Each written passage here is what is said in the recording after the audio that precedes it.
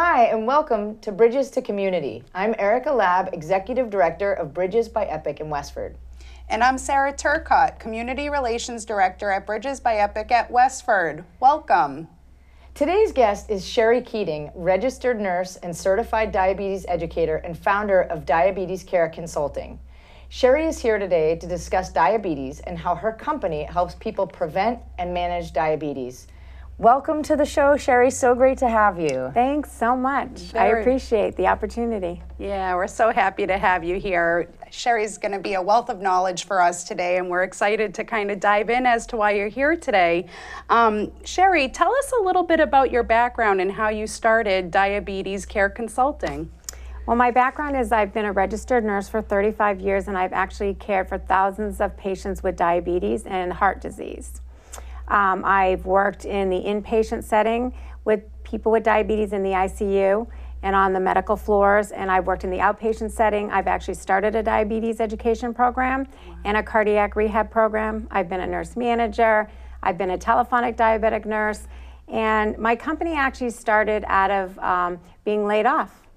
I was laid off 4 times as a registered nurse. Who knew, right? Wow. And It's turning lemonade out of lemons. Absolutely. So I just decided that when I was laid off, I had the opportunity to sit for the Certified Diabetes Educator exam. You need 1,000 hours of education with patients with diabetes and other qualifications. So I sat for that exam, and then you guys are going to laugh, but I actually Googled, what can I do as a Certified Diabetes Educator that I won't get laid off?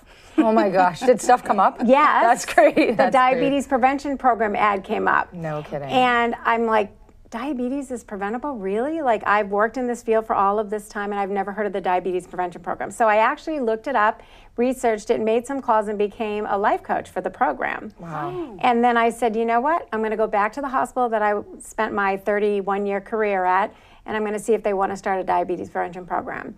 Well, they weren't ready to do that. So I was hired per diem in the program that I started, in the diabetes program that I started, as a per diem certified diabetes educator. Okay. And then when that never started, I knew I needed to do something, because we really have an epidemic of prediabetes. Absolutely. And so I just said to my husband, you know what? Kids are gone. It's, my time to make a difference in the world. What do you think? And he's like, go for it. Let's do this. So I started Kare Consulting, and my one mission was to prevent diabetes, and that was through increasing awareness of the prediabetes epidemic that we had, and to educate people on the diabetes prevention lifestyle changes that can reduce your risk by over half. Wow. But you have your work cut out for you, for sure. Oh, absolutely. I mean, I'm just one person, but it only takes one person to make a difference in this world. It's true. Absolutely. So I look for partners, and you guys have partnered with me recently to provide programs. So I started out with one program 2 years ago. I just celebrated my 2-year anniversary. Happy anniversary. So it's been quite a ride since I started this journey. And you know what? It's been amazing, because I have so many people that believe in this mission and want to partner with me to make a difference. And so I offer educational programs. So the one program is now turned into 18. Wow. And we went to one recently, and it was wonderful. And we really came away with a lot of tools, which is why we were so excited to have you on the show. But we really enjoyed it, and you're a great speaker. So if anybody out there is watching and has a chance to see Scherrie Keating, I highly recommend it. Well, thank you very much. I appreciate you. Where can people find your trainings? Well, they can find me. I have a website, www.diabetescarewithak.consulting.com, and I have all of my classes that I offer. So I offer CEU and community programs. Oh, great. So professionals. Education is absolutely. Education is the key. And so we need to increase awareness. We need people to understand that we have a prediabetes epidemic out there. We have 84 million people, and we have 90% of those people have no idea that they have prediabetes. Oh my gosh. And based on the CDC expectations and projections, 1 in 3 are going to have type 2 diabetes in their lifetime if we do not make some simple lifestyle changes. Right, wow. And I know November is Diabetes Awareness Month. Absolutely. So the timing. Special month for you. Yeah, I would say so. It absolutely is. And so what we need to do is we can do 3 things. We can screen We can test and we can act today to reduce diabetes risk. And screening, there's a simple screening tool. It's 7 questions. It's very simple. I meant to bring one today, but you can go on doihaveprediabetes.org. So I wish you would put that website on this show. It's doihaveprediabetes.org, Okay, all we'll one do word. that. We'll put it right down the bottom here. Yes. And they can also go to my website. And on my website, the first page, the home page, you can click and take this prediabetes risk test. So anyone over 45 or those that have risk factors for diabetes needs to take this test. So when you're speaking publicly and they take your test, are people finding out on the spot that they're high risk for prediabetes or have prediabetes? What happens is when you answer these 7 questions, it gives you a score at the end. If you score 5 or higher, you're likely to have prediabetes now. Then you go to step 2, which is the testing, and that's a blood test. There's 2 tests, an A1C, which is kind of like if we took a camera snapshot looking backwards over 3 months, we can see how much sugar is attached to a red blood cell, and we can see how much excess sugar is in your bloodstream. And that's through a blood test? Through a blood test. Wow. And you don't fast because it's like a 3-month average. Even better, you don't have to stop eating. fast, no. And then the other test is a fasting blood sugar where you do have to fast 8 to 12 hours, and then you go in and if those numbers are within a certain range, so if your A1C, which is that 3-month blood test, comes back 5.7 to 6.4, you have prediabetes. And then if your fasting blood sugar is 100 to 125, you have prediabetes. So it's really important to take the screening tool, take that tool to your doctor, say, listen, I scored a 5 or higher, and I need to have a blood test, or have I had a recent blood test? And then if you are pre-diabetic, there's 2 simple lifestyle changes that you can start today. So that's the third part, is act today. You can actually change your eating habits and your exercise habits and reduce your risk by 58 to 71%. Well, I'm starting now. There you go.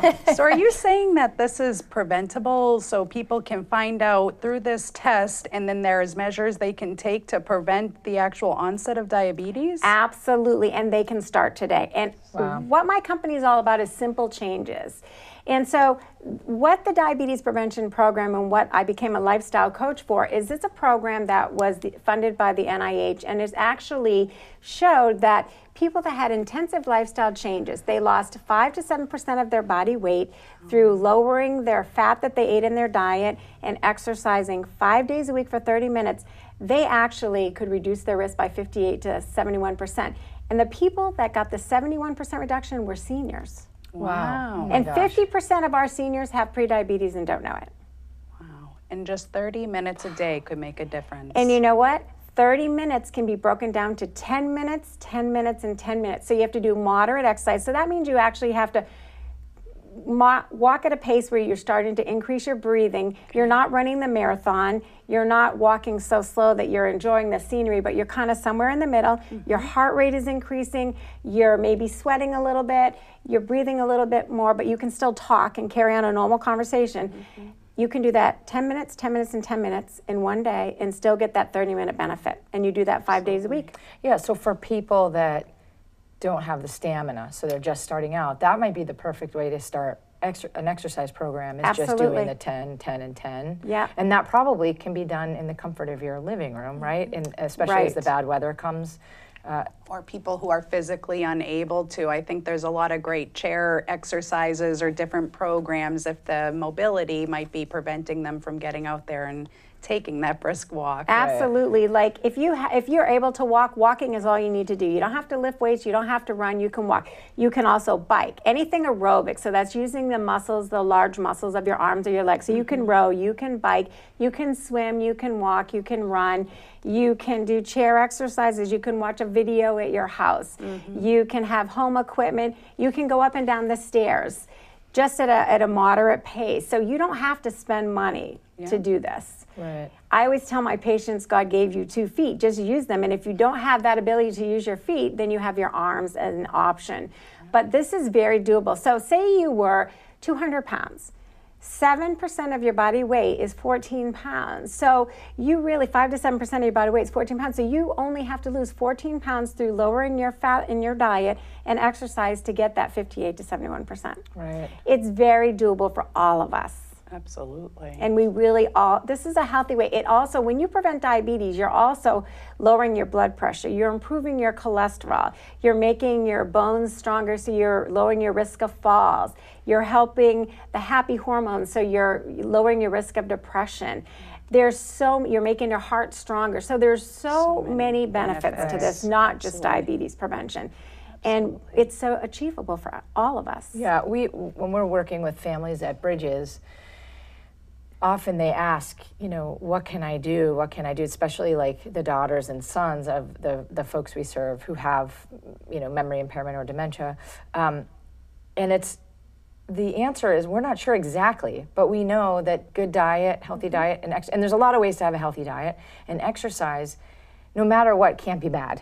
Right. Unless you really have a unique health situation, for most of us, doing that is beneficial for a number of reasons. Absolutely. So it really doesn't hurt to start making that lifestyle choice. And I want to caution people, if you're not somebody who exercises regularly, check with your doctor, because you just never know what your medical conditions are that you have that may impact exercise, or whether you don't even know if you have something that may impact the safety of exercising. So always, if you're not used to exercising, check with your doctor first and make sure that it's safe to begin a program. And I always tell patients, start slow.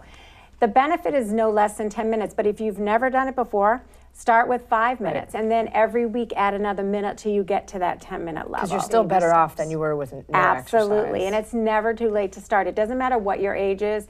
You can start at any age. You're going to get benefit. It's true. Absolutely. There was a famous Tufts, I think it was Tufts study that came out years and years ago with elderly folks. I mean, everybody in the study was elderly, and they started a vigorous exercise program, kind of worked their way up, and the results were just mind-blowing, that you could really change your body, the makeup of your body, and it truly is never too late. So it's never, such ever, a great ever. message for people that no matter where you're at and you think, I've never done it before, but you can truly make a difference. Absolutely. And I like how you mentioned that, even if you're 200 pounds, 14 pounds, most people feel when they're on a weight loss program that they need to lose 50 or 60 pounds. That's right. And just like you said, to have some health benefits, it doesn't take that much, and it just can be a small start to big beginnings. That's right, and I always tell my patients, small steps, big rewards. Yeah. And as a cancer survivor, I had a very rare cancer, and so I know that without your health, you really have nothing. You can have all the money in the world, and you can have everything going for you, but if you don't have your health, if you look at the big picture, your health dictates so many things in your life. Absolutely. And you've shared that story with us. I feel like we could have a whole other show and invite you in to talk about that, because it's a remarkable story and inspirational. So Well, thank maybe you. another time. Absolutely. I'd be happy to come back and share my story. I'm actually writing a book about my story. Oh, great. And it's called The Life-Changing Power of Your Why. And my draft is done, and I hope to self-publish next spring. That is exciting. Have a book signing for you. I know, I'm so First excited one. because really my That's story great. I've noticed since I started telling my story, and I never miss an opportunity to share my story, because you never know who needs to hear it on that day. Because I can give a class and at the end tell about my story, and people come up to me, and it's not the information I shared about prevention of diabetes, but it's my why and my story that changed their life and made a difference in what they're going through at the time. So it's awesome. That's exciting. It really is. Well, we'll definitely have to have you back. When Well, the book thank is you. out. I would love that. That would be People Absolutely. find what their why is, right? Yes, we all have a why, and I believe your why can change your story, and I'm living proof of that. So, and I'm speaking at a women's empowerment conference next weekend about my why and kind of sharing a picture story of my journey. So, Great. yeah. Congratulations. Thank That's you. awesome. Thank you so much.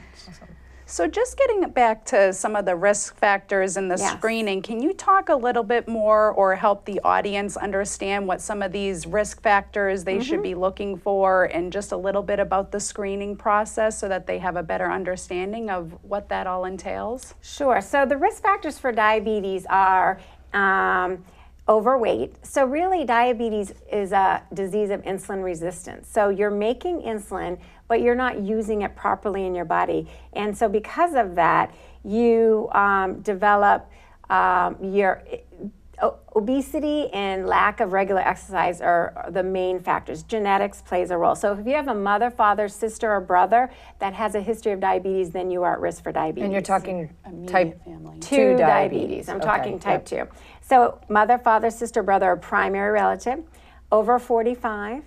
If you are overweight, especially in the middle, the waist. So apple versus pear shape. So the apple carries the weight more around the belly, and the pear more around the hips and the buttocks. So you want to be more of a pear than an apple, okay? So if you are more of an apple, that increases your risk because you're carrying your weight in the middle. You really want to be more like a carrot, but we can't all have our way. Curves. We need curves. No, we don't want to be so thin because we need to have some reserve, right, and be healthy. Absolutely. So carrot, no, but pear, yes.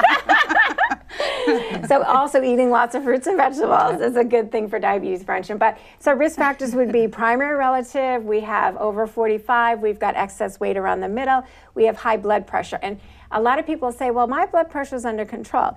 Despite your blood pressure being under control, which is wonderful, it's still a risk factor for diabetes.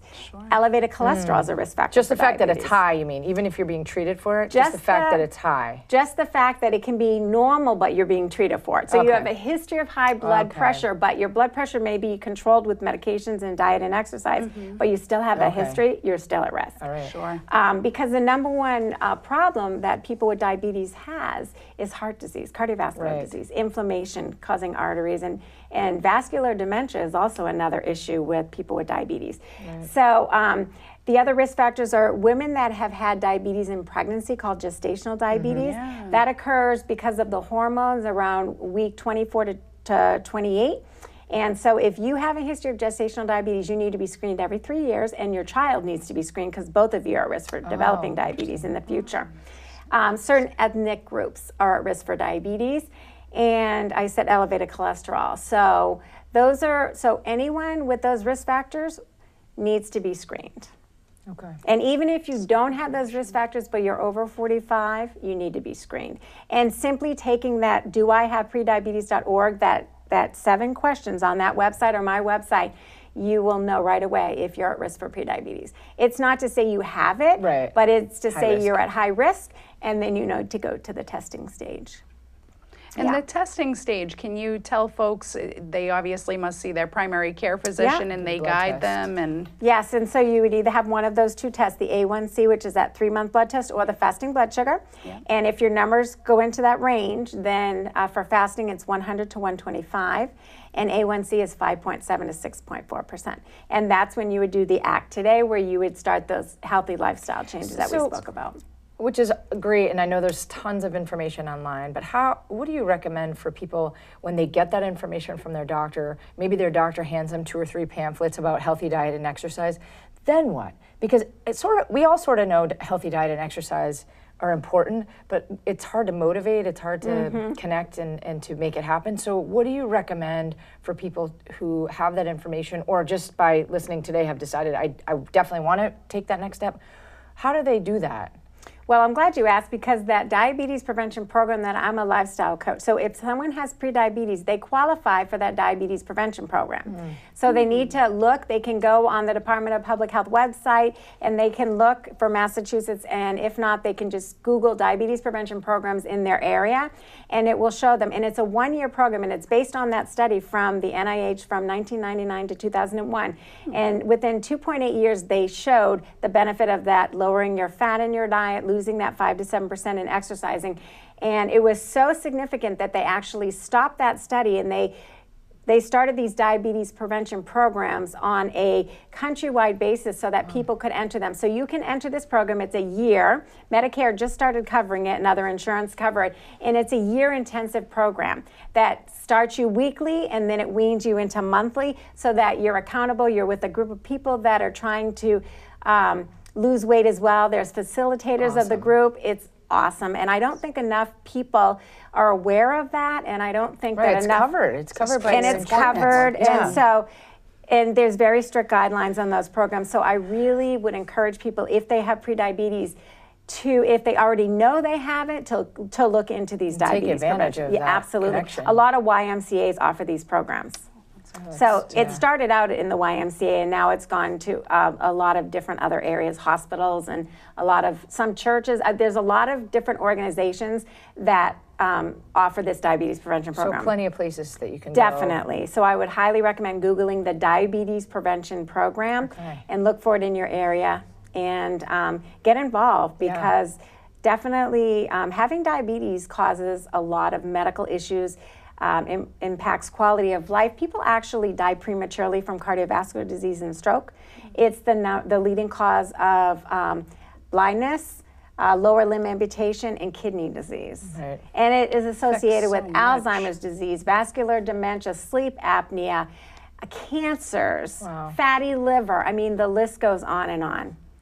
I'm glad that you mentioned that, because obviously we are dementia care specialists working for Bridges, and we've been hearing so much about this type 3 diabetes and how it's Alzheimer's of the brain. Can you explain a little bit about that? Because it's so new, and I think the audience might be interested in hearing a little bit about this. Absolutely. So I'm actually teaching a class on Alzheimer's disease, diabetes of the brain. It's actually some research by Suzanne de Lamont from Brown University, and what they have found in their research is that insulin resistance is the reason why people develop type 2 diabetes, prediabetes, non-alcoholic fatty liver, obesity. There's a connection. Insulin resistance causes a lot of medical problems.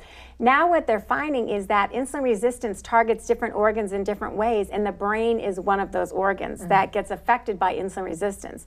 And it has to do with the way that insulin works in the different organs, and when the organ is resistant, meaning that it can't sense that insulin should be used, the action of insulin can't take place. And that action of insulin actually causes signaling to occur and for the different organs to use sugar for energy metabolism. When that doesn't occur, we end up with a lot of problems. But specifically in the brain, what happens is insulin actually regulates tau and beta amyloid. So when we have insulin resistance, beta amyloid and tau are going to be affected. And those are like the hallmark abnormalities in Alzheimer's disease. So what this research is showing is that what's happening in the brain also happens to other parts of the body, like diabetes and all of the insulin resistant problems, only it targets the brain and it leads to the hallmark abnormalities that we see that has to do with beta amyloid and tau. And the bottom line is it interrupts the metabolism and the energy production in the cell. And so the function of the cell can't happen. And so it causes communication issues, memory issues, learning issues, because the cell, the brain cell, the neuron, doesn't have the energy to work properly, and that affects all the functioning, just like in the rest of the body. So it's a very complicated research, but I do offer a program that simplifies it. And once you understand what goes on with the way the body uses insulin and sugar, it all makes sense. So in this class, I try to teach the basics, a little anatomy, to understand how sugar metabolism works in the body and how it makes the body organs and tissues work, and then how it specifically targets the brain, and when it doesn't work, how it ends up being like Alzheimer's disease pathology. So it's fascinating. I hear it's such a great program. Any of you professionals, and I'm sure you offer this too to the general public, if you get a chance and find this training on Scherrie's website, I highly recommend that you attend, because it's current, it's new, and I think that people can learn a lot from it. I actually do not offer it to my community programs because of the complication, and you really need some sort of medical background to understand this. My goal next year is to simplify it enough so that I can offer it, but I do offer it for healthcare providers, and I will be speaking in some conferences. I'll be speaking in a dementia conference in a couple of weeks. I'll be speaking at Mass ALA in a few weeks. I'll be speaking at the ALCA New England conference, and hopefully I can take this information nationally, because it really opens so many doors of opportunity that we haven't looked at yet. And using, if it's similar to what happens with other insulin resistant diseases like diabetes, then we can use those type of medications to help maybe prevent the progression to Alzheimer's disease. So it really is exciting, because it does open some other opportunities for us to look at And, you know, who knows where it's all going to, because really it's a puzzle right now, and we've just got some pieces together, but we don't have the puzzle all put together yet. But, you know, that's what research is all about, right? And a lot of amazing people and organizations working on it. For a lot of information. Absolutely. So where can everyone find you? I know you have your own show, Talk Me Healthy. I do. There was a recent article in Boston Voyager magazine, correct? Yes. Incredible article, by the way. Now Thank you they so have much. the book coming up, Yes. so we'd love to, you know, if you could share with us all these projects and about your show and where people Absolutely. can find you. So Talk Me Healthy is a show that I produce and host. It is on Sterling Lancaster Community TV. It's a monthly health and wellness show. So every month I have a different topic, a different health topic, and a different guest that has a personal connection and expertise in that area. All my shows are on my website. If you go on my website and look under Talk Me Healthy, you can see all my shows. I'm in my second season, and you can also see it on my YouTube channel, Diabetes Care with Kare Consulting. My book will hopefully come out next spring, and it is my life story and all of the amazing things that have happened since I was diagnosed with cancer 10 years ago. And I'm happy to say I reached my 10-year cancer remission, which was a milestone that I had to reach. That's awesome. My programs, you can go on my website, diabetescarewiththekconsulting.com, and you can actually take the prediabetes risk test right from there. So everyone go and do that today. And tell everyone else that you know, because we really, if we all work together, we can make a difference. And you can see all of my programs, and you can send me a message through there, and it will go to my email, and then I respond immediately, and then we can set up a program. If any organization wants to have CEUs for nurses and social workers, they have their residents or their caregivers want education on how to prevent and manage diabetes, I would love to come and share this information. Let's see, what else? It's so exciting. I'm just so excited for you Thank and you so everything much. that's For to come. us, Thank for all the you. people that you're helping. It's wonderful. So we so appreciate it. We loved hearing you speak. So we look forward to more opportunities and another opportunity, hopefully when the book is done, to have you on the show. I cannot wait, because my story, I just really know in my heart that my cancer was cured for this moment in my life, to use my expertise, to share my story, to impact the lives of so many. And I have so many wonderful people like you that open the door of opportunity and give me a chance to share my passion. And really, we all together will make a difference in the lives of so many people. Well, we hope so. Absolutely. Thank you Thank you so much, and thank all of you for joining us once again at Bridges to Community, and we'll see you again next soon. time.